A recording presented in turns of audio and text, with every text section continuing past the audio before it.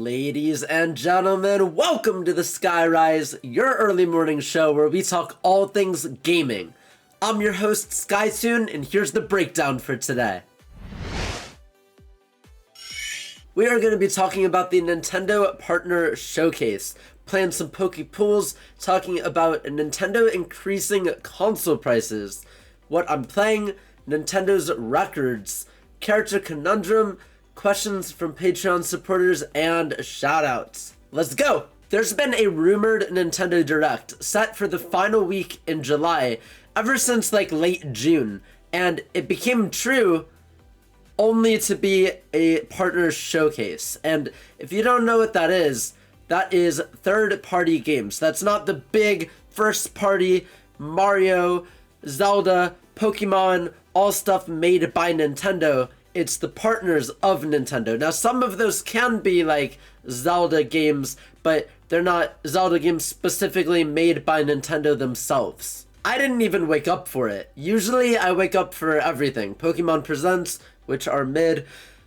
Nintendo Partner Showcases, which 9 times out of 10 are mid, but the one time that I don't wake up for this, it is actually slightly hype. I woke up a few hours after the Partner Showcase only to see that we're getting freaking Plants vs. Zombies on the Nintendo Switch, like the mobile game. Everybody's played Plants vs. Zombies, and it's gonna be called PvZ Replanted. Oh my gosh, that is so freaking exciting. It's the same mobile game, it's nothing really different, but I don't care. It's cool that it's gonna be on the Switch. I'm definitely gonna buy it. They also showed The Legend of Zelda Age of Imprisonment, which is a third-party game. It's made by Koei Tecmo Studios, and it's actually confirmed to be canon, which if you don't know what that means, it means that all events in the game are legit.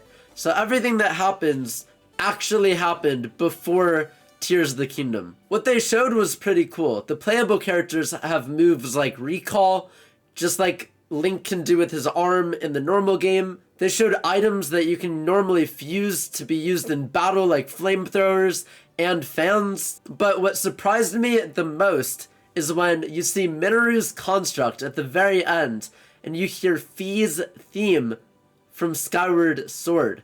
What's up with that?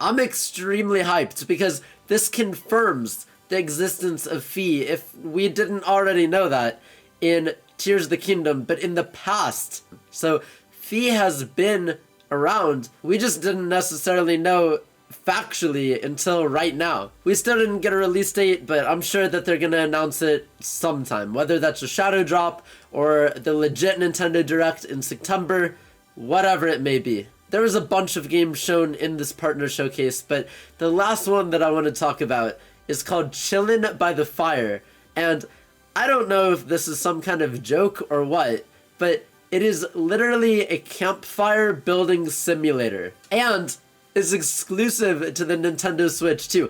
You can use game chat and have the camera that, you know, you buy showing your face and basically like virtually sitting by the campfire and making s'mores and stuff with your friends on other Nintendo Switch 2 consoles. What?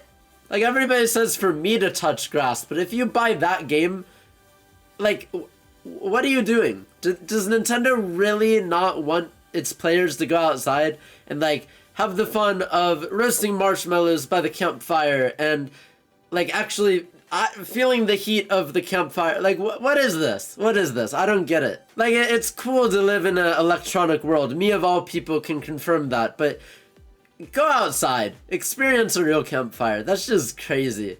So that was the partner showcase. And I guess some things can be hype. But regardless, I can't wait for the Nintendo Direct in a couple months.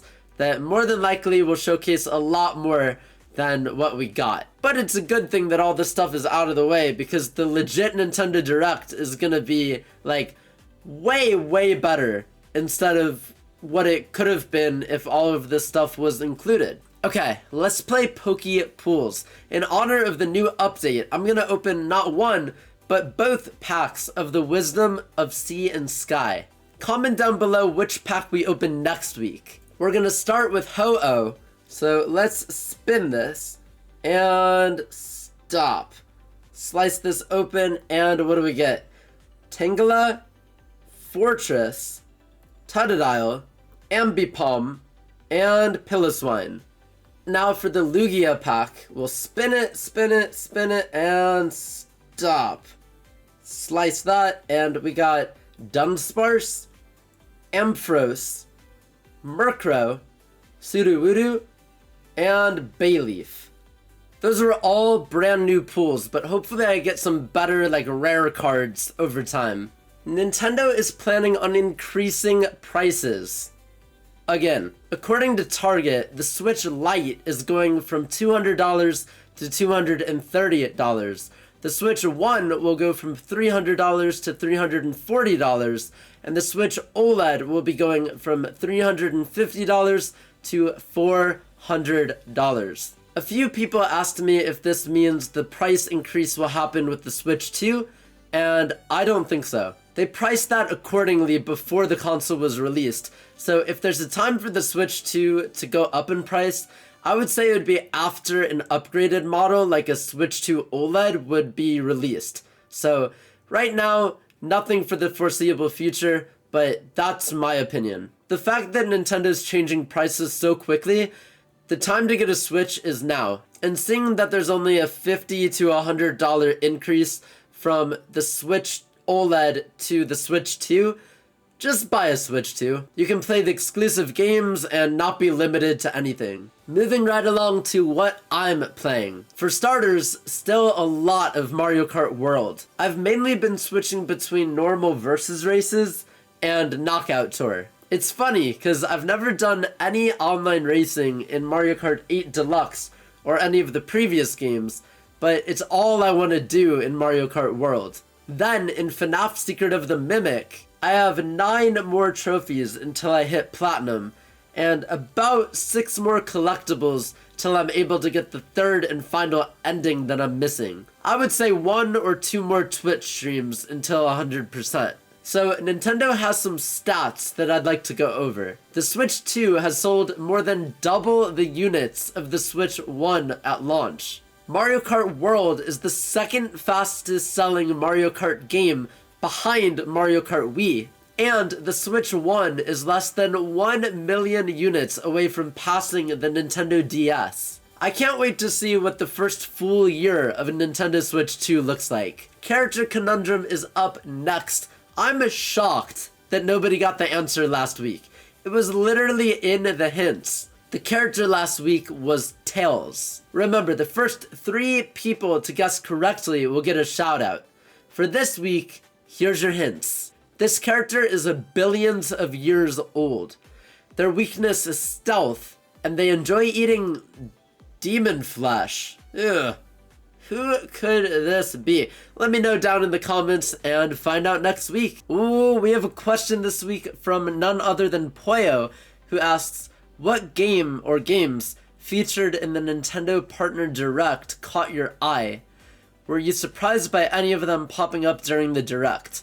Also, do you believe Nintendo increasing their prices is justified? Well, to answer the last question, no. I think that it's crazy that they're continuing to raise prices of consoles and accessories and all of that. I think the world is expensive right now, and it kind of makes more sense to keep the products the same price, because then people that are thinking about it might actually buy them, versus people that see the price having raised now are completely done with the idea of, hey, I'm gonna purchase this product. So they probably would have realistically gotten more sales if they didn't raise the prices, but that's their choice. I was really surprised to see Plants vs. Zombies come to the Switch, because last time I played that game other than on my phone was probably back on the DS, and that was a really long time ago. So it's awesome to see that original game come to the Nintendo Switch and the Nintendo Switch 2.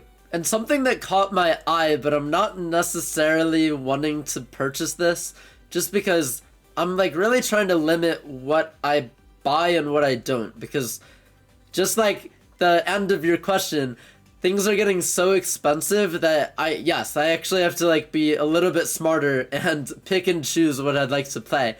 But something that surprised me was Pac-Man is getting a new game, and not like the original Pac-Man, but more so in the form of Pac-Man and the Ghostly Adventures, like that 3D sandbox kind of game. I swear that I played a game like that back on the Wii U, but now we're getting a Pac-Man game called Pac-Man 2 Repacked, and it looks a lot like Ghostly Adventures. I'm very tempted, but I'm probably gonna pass on that. It did catch my eye though. Hopefully I was able to answer all of your questions, and thank you so much for submitting a question, Poyo. If anybody else has future questions, let me know and I'll be sure to answer them. Let's move on to Patreon community shoutouts. Starting with none other than the Solar Superstars, we got a shout out for Ollie, Hi I Am Alive, and Poyo. Of course we can't forget about our elevated hero, Matthew 2EK.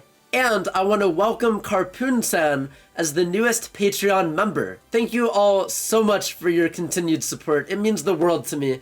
And please check out the Patreon link in the description below for exclusive perks and a whole lot more that you can't get anywhere else. If you enjoyed episode 29 of the Skyrise, please do me a favor and leave a like, subscribe, and share this video with some friends.